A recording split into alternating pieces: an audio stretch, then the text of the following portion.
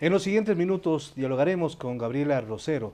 Ella es secretaria técnica de la Cooperación Internacional, entidad que tiene a su cargo la evaluación, el trabajo que realizan varias ONGs internacionales y también lo que están realizando las ONGs nacionales. Sobre estos temas conversaremos en los siguientes minutos con Gabriela Rosero.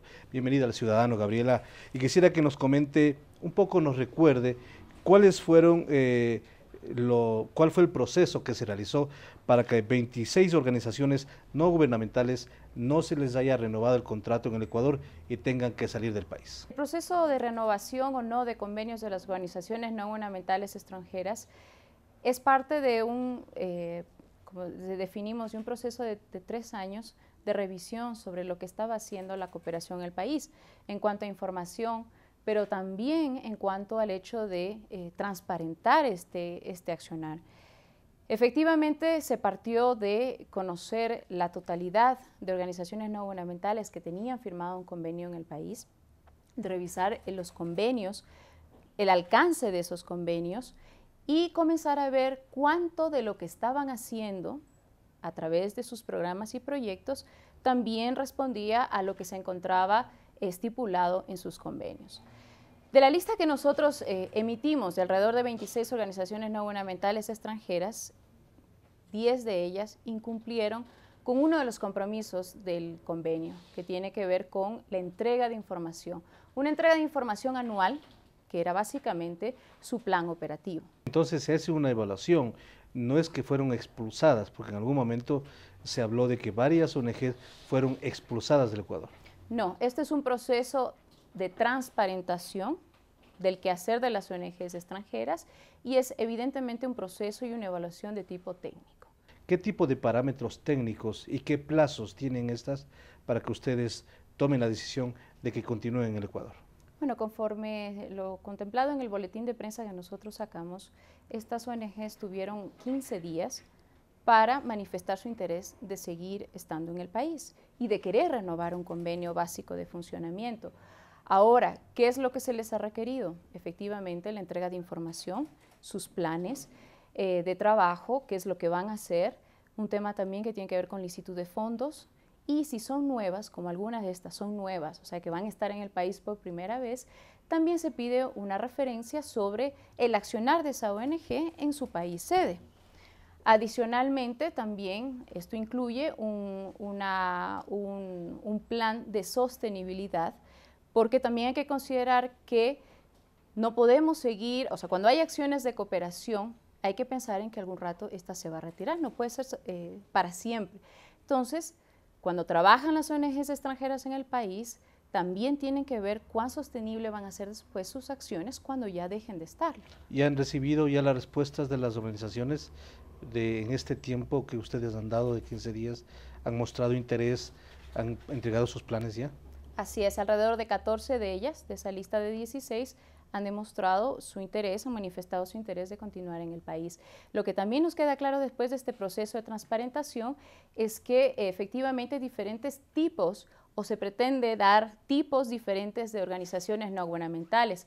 Creo que también eso nos merece una reflexión sobre lo que consideramos como ONG de desarrollo, sobre cuál es su accionar o no cuando hablamos de sociedad civil organizada y cuando hablamos también de su participación en un determinado país. De todas maneras, todas las ONG son importantes, pero el peso que ha tenido la USAID sí ha sido importante en el Ecuador. Se está buscando, se está trabajando en una nueva negociación con USAID. ¿Cómo está la relación con esta entidad? Bueno, aquí vale aclarar, Marco Antonio, que USAID en ningún momento debe ser considerada como una ONG extranjera. Ellos son el canal oficial, son la agencia estadounidense que maneja la cooperación oficial del gobierno de Estados Unidos. Entonces, en algún momento se pretendió dar a entender que era una ONG, no es así. ¿En qué situación estamos actualmente? Como gobierno ecuatoriano hemos definido lo que queremos de la cooperación norteamericana, bajo qué mecanismos la queremos y en qué sectores prioritarios la queremos, que tampoco es una orientación específica o un señalamiento al dedo. Es lo que hemos venido haciendo con varios cooperantes. O sea, en las negociaciones que hemos establecido, hemos definido lo que como país requerimos. Y no puede ser la excepción tampoco el caso de USAID, de la cooperación norteamericana. Como lo señalo, hay una propuesta que se está trabajando con la Cancillería de un nuevo convenio marco con Estados Unidos que considerará todo lo que son nuestros principios, incluso en el mismo relacionar con el exterior y de política exterior. El embajador de Estados Unidos dijo que el trabajo de USAID es claro, es transparente y que el gobierno nacional conoce absolutamente todo lo que está haciendo. ¿En qué términos está la relación? Bueno, actualmente nos encontramos en el punto de negociar, de conversar.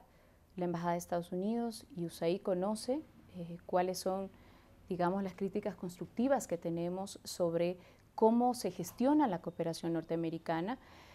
Mucha de esta cooperación, o en su mayoría, es gestionada a través de organizaciones no gubernamentales norteamericanas y de empresas norteamericanas.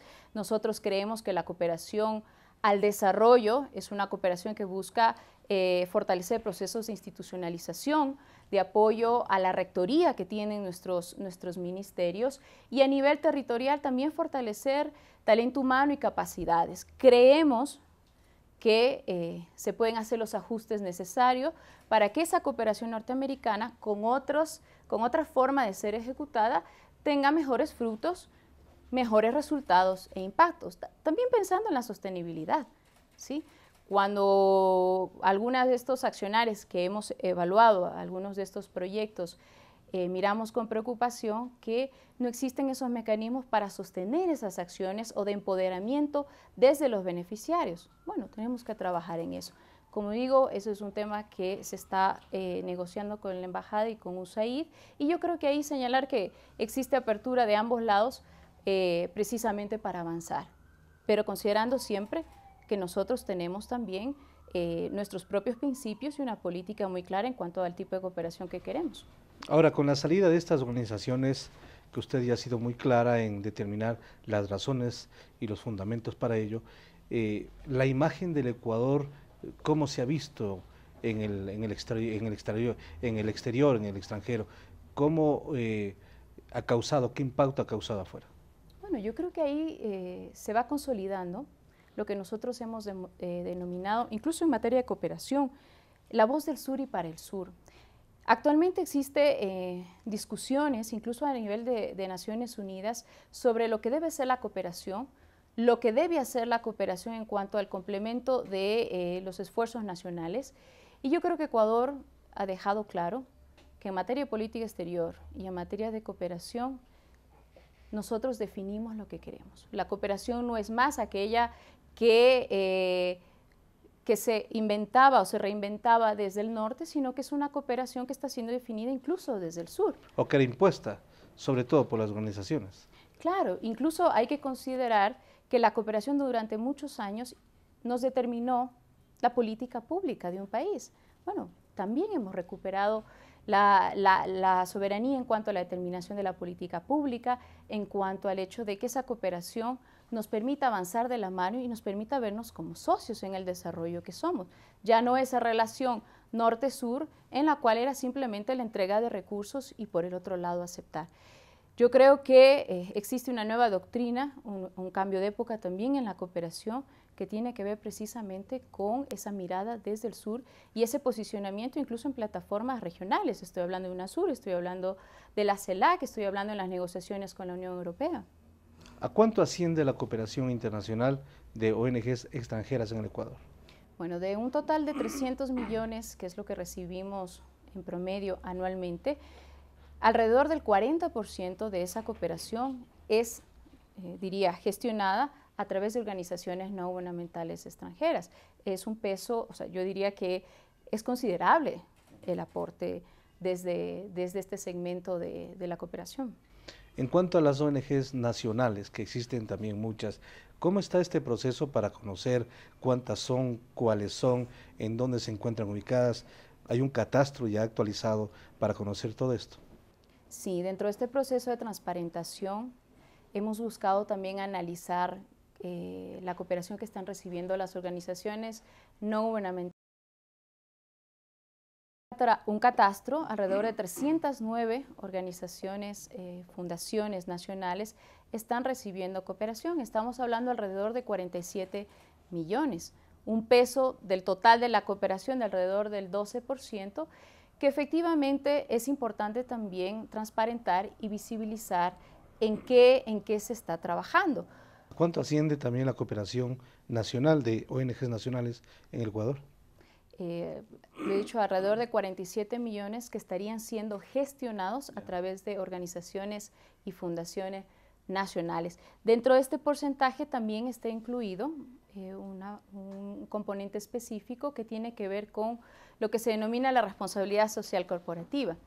Algunas empresas o multinacionales que dedican cierto porcentaje de sus recursos también para temas o proyectos de desarrollo en los países. El presidente de la República varias veces ha dicho que ciertas ONGs internacionales hacen política y están en contra de algún trabajo que está realizando el gobierno nacional, sobre todo en el tema de minería, etcétera, entre otros elementos.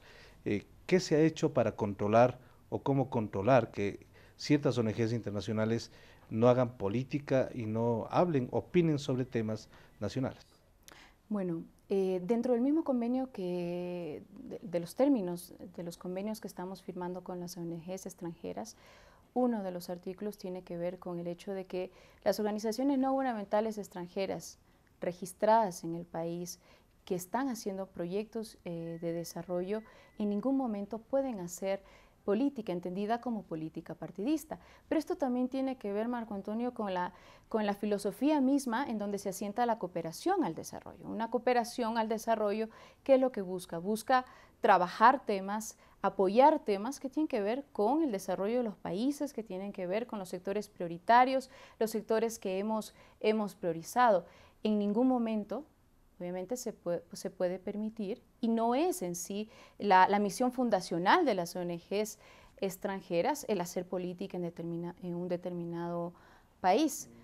En ese sentido, los convenios tienen incluido esta cláusula, pero además las evaluaciones que nosotros hacemos en CAPO y que la CETESI continuará haciendo, también buscan evaluar este tipo de externalidades, diríamos así, que podrían estar sucediendo o no en determinados territorios. Finalmente cumple 5 años CETESI y se va a realizar algunos eventos, jornadas de cooperación en Quito entre el 22 y el 31 de octubre. ¿Cuáles son los elementos principales y qué entidades participarán en estos eventos? Bueno, sí, efectivamente son 5 años de gestión soberana de la cooperación, son 5 años como institución. Las jornadas buscan rescatar un espacio que ha sido un compromiso incluso personal y de gestión, que tiene que ver con el debate y la reflexión sobre la cooperación. La misma definición del ciclo de jornadas es mitos y verdades sobre la cooperación, y creo que por sobre todo hemos contribuido a develar los mitos que hay sobre la cooperación al desarrollo, sus beneficios, el hecho de que responde en muchas ocasiones a intereses más allá de la solidaridad, que tienen que ver con geoestratégicos, políticos. Bueno, ¿qué es lo que motiva la cooperación? ¿Qué tipo de cooperación estamos teniendo? ¿Hacia dónde van los actores en cooperación? Eso nos va a llevar a hablar sobre cooperación sur-sur, sobre integración latinoamericana, sobre la cooperación con la sociedad civil, sobre la responsabilidad social corporativa, pero siempre con esta mirada crítica, que también es positivo y que debemos tenerlo. Y asimismo, también tendremos jornadas de capacitación a funcionarios que gestionan la cooperación en los ministerios e instituciones. Hemos hecho durante estos 5 años una fuerte apuesta para que la gestión de la cooperación también se institucionalice y se profesionalice. Finalmente tendremos una entrega especial que es muy sentida porque es las miradas desde los beneficiarios. Estarán organizaciones nacionales presentando lo que ha sido resultado de la cooperación, sus proyectos, y bueno, con ello invitar a la ciudadanía que nos acompañe. Se desarrollarán en la Flaxo durante la próxima semana. Tenemos varios eventos, pero decirte que es también un momento especial que la Secretaría quiere tener de devolución de todo lo que ha sido su trabajo y de visibilizar también las buenas prácticas que la cooperación en algunos casos tiene y ha tenido en el Ecuador. Muy bien, éxitos en esta jornada y gracias por atender al ciudadano. Gracias a ti. Hemos conversado con Gabriela Rosero, secretaria técnica de esta Secretaría de Cooperación Internacional, a propósito de las decisiones que se han tomado respecto a la presencia de ONGs extranjeras, al catastro de las ONGs nacionales y sobre todo este evento que se realizará la próxima semana con presencia de importantes organizaciones sociales en el país. Hacemos una pausa, vamos a retornar enseguida aquí en El Ciudadano.